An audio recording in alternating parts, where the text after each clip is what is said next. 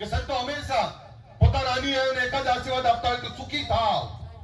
જ્યારે સુખી થવાનો આશીર્વાદ આપવા માટે આવ્યા હોય ત્યારે આ સંતોને પણ એવું લાગ્યું છે કે એવું બંધારણ એવા નિયમો બની રહ્યા છે જેના થકી આ સમાજમાં તમામ બદીઓ તમામ તકલીફો દૂર થઈ અને તમામ ક્ષેત્રે આગળ વધી શકે એટલે આશીર્વાદ આપવા માટે આવ્યા છે કે આ બંધારણનો 100% અમલ થાવ અને સુખી થાવ એવા આશીર્વાદ આપવા માટે આવ્યા છે.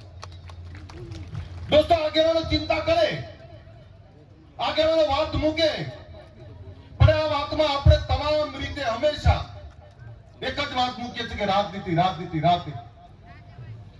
આપતી જતી રહેવાની.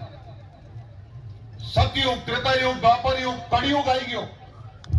સત્તાની લડાઈઓ ચાલવાની, એ લડાઈ ચાલે છે ને ચાલતી રહેવાની. પણ જે લોકોનું આપણે નેતૃત્વ કરીએ છીએ, જે સમાજમાંથી આવીએ છીએ, એ સમાજને સાચી વાત, સાચી દિશા આપવાનું કામ આપણે નહીં કરીએ તો આવનારી પેઢી માફ નહીં કરે. આજે અહીંયા તમામ આગેવાનો બેઠા છે ત્યારે તમે જોયું હશે કે હજારો લોકો આવ્યા. હું પોતે હું મારા પત્ની બે આવ્યા છે. આ ગેરીબેને આમંત્રણ આપ્યું હતું. એ મને ના પાડતી હતી, ઉભા ના કરતા, કારણ કે મારા પપ્પા આવ્યા છે, મારા ઘરનાને લઈને આવ્યો છું. મેં એને કહ્યું કે ગેરીબેને કાલ મેળું માર્યું સાહેબ કે સજોડે આવજો, નહીંતર નિયમનું પાલન કોણ કરશે? મારી બહેનો અહીંયા બેઠી છે બધી. સાહેબ, બંધારણ બન્યું અને બંધારણનો અમલવારી આપણે કરવી જ પડે.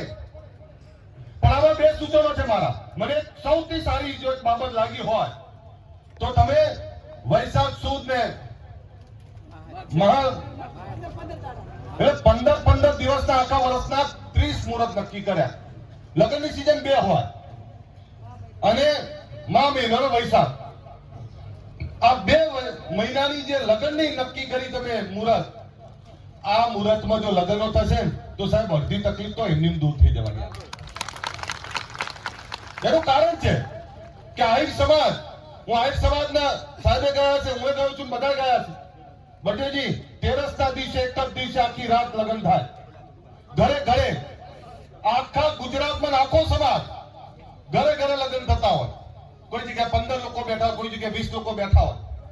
પણ એ તમામ જગ્યાએ 10 લોકો, 15 લોકો, 20 લોકો, એટલે કોઈ ખોટા ખર્ચા થાય જ નહીં, ખોટા દેખાડા થાય જ નહીં. એટલે